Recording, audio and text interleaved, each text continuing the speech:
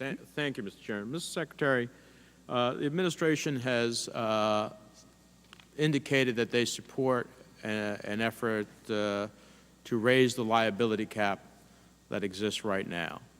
I have legislation to raise it to $10 billion. I'm wondering, where is the administration at in terms of quantifying or supporting where they are ready to lift the liability cap to? You know, the administration's position, Senator Menendez, is that the liability cap does have to be lifted, and we look forward to working with you and with other members of the Senate to determine what would be the appropriate liability cap. We did not put out a specific number, but I do believe that the current number is inadequate. So what process are we going to work towards to try to determine what the liability cap should be? There are some who suggest there should be unlimited liability. You know, I think that's something that does need to be worked through. You know, in this particular case, you have BP, which is, I believe, the third largest company in the world, making profits last year at $16 billion. So there are, and a willingness on the part of the chairman of the company and their executives to say these liability caps will not apply to this incident. And so that's important to recognize for this incident, which is where my focus has been.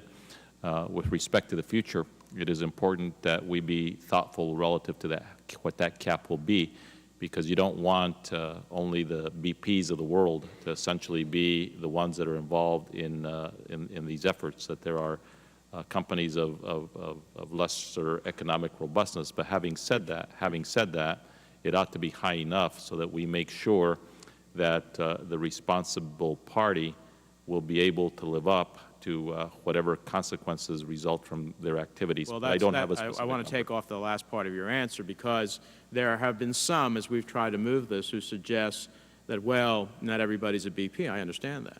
But even independent entities have a $40 billion worth. And you know, so the range is quite significant. The question becomes, regardless of your size, if you could create the potential risks that we have in this spill, and you could be the cause of this spill, does the size matter? Because in essence, we'd be saying, if you're smaller, you should have less liability. I don't think the American taxpayer would believe in that as a proposition.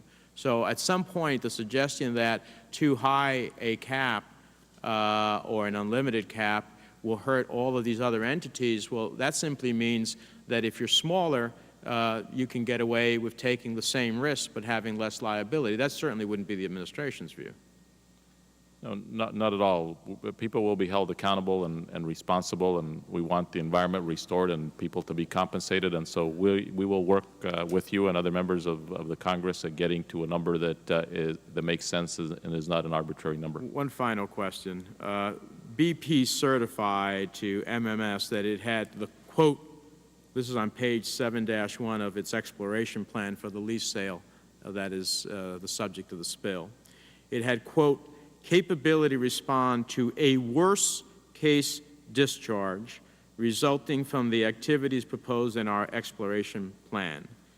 Do you really think that BP was capable or had a real plan for the worst case discharge? What I have seen is a series of unprecedented techniques trying to figure out what might or might not work. Some have failed, others having partial success, it seems.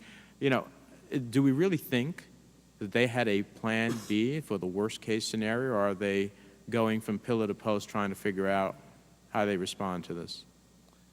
I'm going to have David comment on the specifics of the exploration plan, but I will just say this. There is a Herculean effort underway today, Senator Menendez, that I don't think this nation has ever seen, and it's unfolding 5,000 feet below the sea, and it's unfolding on shore with lots of people and lots of effort. But if an entity tells you they are capable of responding to the worst case discharge, I don't think anybody reasonably would believe that BP had a plan for the worst-case discharge. Let me I'm happy say, to listen no, to let me, that in a second. there is actually a very coherent answer to that question that I could try with respect to the regional response effort and the numbers, but I think I will have David respond to it, because I think he, why don't you go ahead, David?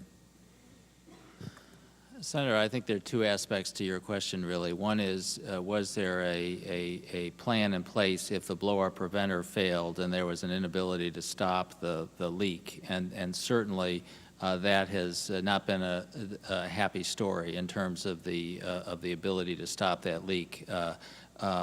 The broader question, though, in terms of a worst case, the spill response plan that's in place anticipated the resources available to cover a 250,000 barrel per day spill over a 30-day period, which is actually larger than the current spill. So in terms of spill response, there was and is a robust plan that is now being implemented. But I think your question went to the other issue also about the technology issues, which are obviously we're giving significant attention to today.